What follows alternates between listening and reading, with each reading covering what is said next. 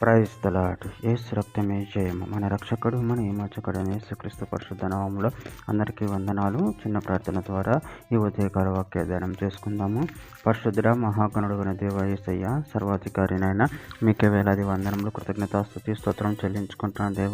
దేవ ఉదయకాలం ప్రభువ వాక్య భాగం ధ్యానిస్తుండగా వాక్య భాగం మాకు అర్థమవుట్లు సహాయం చేసి మీ కృపలో బలపరిచి మీకు మాదిరిగా మమ్మల్ని నడిపించి మీ చిత్తాన్ని మా జీవితంలో జరిగించమని ఈ చిన్న ప్రార్థన ప్రభువు యేసుక్రీస్తు అతి పరిశుద్ధ నామములో అడిగి వేడుకుంటున్నాను తండ్రి. Amen amen.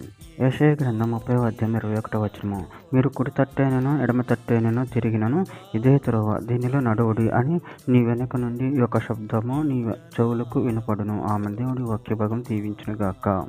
ప్రభునందు ప్రియులారా, ఇక్కడ వాక్య భాగంలో గమనించినట్లయితే మీరు కుడి తట్టేనను ఎడమ తట్టేనను తిరిగినను ఇదే త్రోవ, దీనిలో నడువుడి అని నీ వెనుక నుండి ఒక శబ్దము నీ చెవులకు వినపడును.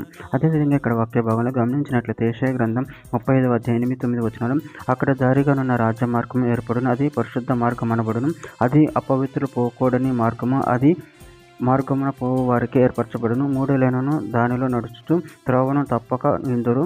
అక్కడ సింహం ఉండదు, క్రూర జంతువులు దాని ఎక్కవు, అవి అక్కడ కనపడవు. విమోచింపబడిన వారు అక్కడ నడుచుదురు, యెహోవా విమోచించిన వారు పాటలు పాడుచు తిరుగు సీయోనుకు వచ్చేదురు. యెషయా గ్రంథం 42:16 వారు ఎరగని మార్గమును గుడ్డి వారిని తీసుకొని వచ్చేదును, వారు ఎరగని త్రోవలో వారిని నడిపించును, వారి ఎదుట చీకటిని వెలుగుగాను వంకర త్రోవను చక్కగాను చేయుదును, నేను వారిని విడవక ఈ కార్యములు చేయుదును. యెషయా గ్రంథం 48:17 నీ విమోచకుడును ఇశ్రాయేలు పరిశుద్ధ దేవుడైన యెహోవా ఇలాగు సెలవిచ్చుచున్నాడు, నీకు ప్రయోజనం కలుగునట్లు నీ దేవుడైన యెహోవా అనగు నేనే నీకు ఉపదేశం చేయుదును, నువ్వు నడవవలసిన త్రోవ నిన్ను నడిపించుదును. యెషయా గ్రంథం 58:11 యెహోవా నిన్ను నిత్యం నడిపించును, క్షామకాలమున ఆయన నిన్ను తృప్తిపరిచి నీ ఎముకలను బలపరచును, నువ్వు నీరు కట్టిన తోట వలన ఎప్పుడునూ ఉబుకుచుండు నీటి ఊట వలన ఉండదు.